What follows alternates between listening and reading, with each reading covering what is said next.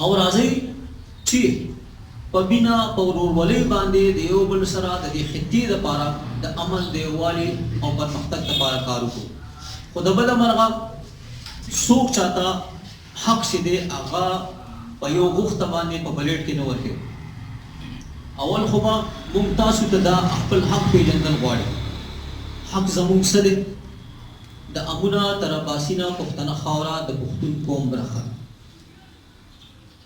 مرام زموږ څه پکار دی؟ بیانیه زموږ څه پکار ده؟ د دې پښتني خاورې په ټولو وسایلو سرکاري چوکو نوکرو اولنی حق د پښتو پښتون دی. زموږ مرام څه پکار دی؟ زموږ مقصد څه پکار دی؟ په دې پښتنه خاوره باندې د پښتو پښتون اولنی حق ثابتول دي. ټولو مشکل په دنیا کې زما په خیال چې که تاسو وګورئ نو هر یو کار دی او هیڅ کارونه دی که چېرته د اخلاص نه د هغې لپاره کار وشي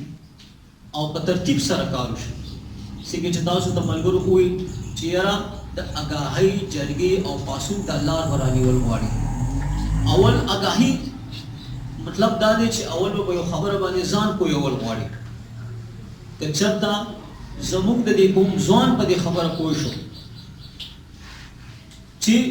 د امونه تر اباسینه پښتنه خاوره د پښتون قوم برخه ده، په دې خبره پوه شو چې د دې په وسایلو سرکاري چوکو نوکرو اولنی حق د پښتو پښتون دی، او په دې خبره پوه شو چې دا حق په ثابتول غواړي د پښتو پښتون په دې خاوره باندې. نو یقین وساتئ چې زموږ نیم کار به په هغه ورځ باندې اسان شي. ځکه چې زه په دې یو خبره پوه شم نو لازم ده چې د هغې دپاره به بیا زه لږ ډېر چې دی ګام پورته کوم، او که چېرته مونږ ګام پورته کول شروع کړ نو زما یقین دی چې مونږ به چې دی نو ډېر زر هغه ځای ته ورسو کوم چې زموږ خواهش دی، کوم چې زموږ مرام دی، کوم چې زموږ مقصد دی. یاد ساتئ دنیا کې یو داسې پرمختللی قوم نشته چې هلته کې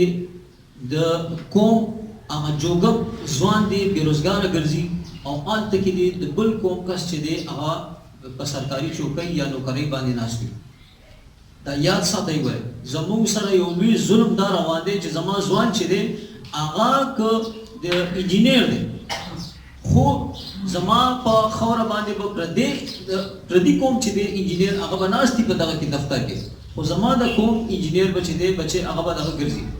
هغه به چېرته د بل په خاوره باندې یا ډریوري کوي یا به دغه چوکیداري کوي یا به څه نور څه کار کوي. مسله دا ده دا موږ چې وایو اولنی حق که نه نو د زموږ جوګه پښتون ځوان چې دی نو هغه تباه شوی دی. د دې فایده چې دی نو نه خو زما په خیال نقصان نه خو یو پارټۍ ته رسېدلی دی نه یو دغه ګوند ته دغه ته رسېدلی تحریک ته رسېدلی دی. د دې نقصان نیغ و نیغه پښتون ځوان ته رسېدلی دی، پښتون قوم ته رسېدلی دی. یاد ساتئ دا زه بار بار تاسو ته یم چې دا نړیوال دستور دی چې تر څو پورې یو جوګه پښتون ځوان هم په یو خاوره باندې د یو قوم په خاوره باندې بېروزګاره وي د هغه قوم په خاوره باندې اولنی حق چې دی په هغه چوکۍ باندې د هغه قوم د ځوان دی. اوس تاسو وګورئ چې څومره حده پورې چې دی نو زمونږ دا حالات دې ته راغلي دي. نو مونږ دې ته راغلي یو مونږ تاسو ته زما په خیال چې زما د ملګرو تاسو سره خبرې کوي زه بارها کوشش کوم دې نه بعد هم پکار دی چې موږ خپل کینو او په دې خبرو وکړو چې یاره دا یوازې دلته د ناستو ځوانانو خبره نه ده، ګورئ د امونه تر اباسینه د پښتنو ځوانانو خبره ده. زمونږ مشران چې دی په پردو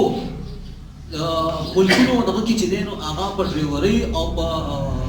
نوکریانو او په چاکریانو او په چوکیداریانو باندې زاړه شول، او پردي قومونو خلک چې دي هغه دلته افسران دي، وزرا دي،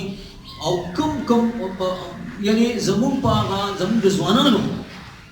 په هغه حق باندې چې دی نو غاصب دي، قابض دي.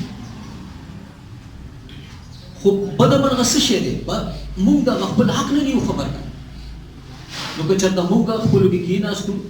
او موږ په دې خبرو کې د یو بل سره مو لاس دغه کوو ورکو او د ځوانانو د دې اولني حق دپاره راپاڅېږو د دې قوم د اولني حق دپاره راپاڅېږو یقین وساتئ نه خو موږ د چا نه ووټ غواړو نه د چا خلاف یو موږ غواړو چې زما په خاوره زما چې د ځوان کم حق دی زما د قوم چې کم حق دی زما د ژبې چې کم حق دی چې هغه ته میلو شي خپلواک پښتونستان غورځنګ تاسو به مخکې د ملګرو نه اورېدلي چې نه خو د چا نه ووټ غواړي او نه چاته وایي چې ما باچا کړم نو زه به ستا مرسته کوم یا مدد به کوم د دې کار چې دی نو د پښتون قوم د آګاهۍ جرګې او پاسون په لار باندې د پښتون قوم د پښتون ځوان د پښتنې خاورې د پښتو ژبې هغه اولنی حق دته رسول دي او هغه هم د آګاهۍ جرګې او پاسون په لار نه چې د پارلمان په لار باندې پارلمان کې نور پښتانه شته دی مونږه که چېرته یو ځای شو نو زما په خیال چې او دا سوچ مو خور کو چې یاره دا زمونږ حق دی دا زمونږ د ځوانانو حق دی دا زمونږ د ژبې حق دی دا زمونږ د قوم حق دی نو یقین وساتئ چې زمونږ په خاوره به مونږ شته شو زمونږ قوم به شته شي زمونږ ځوان به شته شي تاسو وګورئ چاپېرچل کې چې زمونږ پی ایچ ډي پښتانه چې دی ځوانان چې دی هغه بېروزګاره ګرځي او زمونږ سره په پېښور کې وګورئ په دې پېښور کې وګورئ په دفترونو کې چې دی حالات څه دي پنجابیان د هندکو او د نورو ژبو په نوم باندې چې دی نو زمونږ په وسایلو زمونږ په سرکاري چوکو باندې قابض دي نو دا هر څه د حق په پېژندل غواړي د ماښام بام وختو رانږدې دی ستاسو که څه پوښتنه وي هغې ته هم زه موږ ناست یو خو لږ راویښ شئ د خپل حق وپېژنئ او د خپل حق دپاره هغه غږ پورته کړي مننه الله مو ښاد لره یو ځل بیا چې دی نو صاحب الله خالد خان او عبدالوهاب چې دی نو ډېره مننه کوم الله مو ښاد لره مننه الله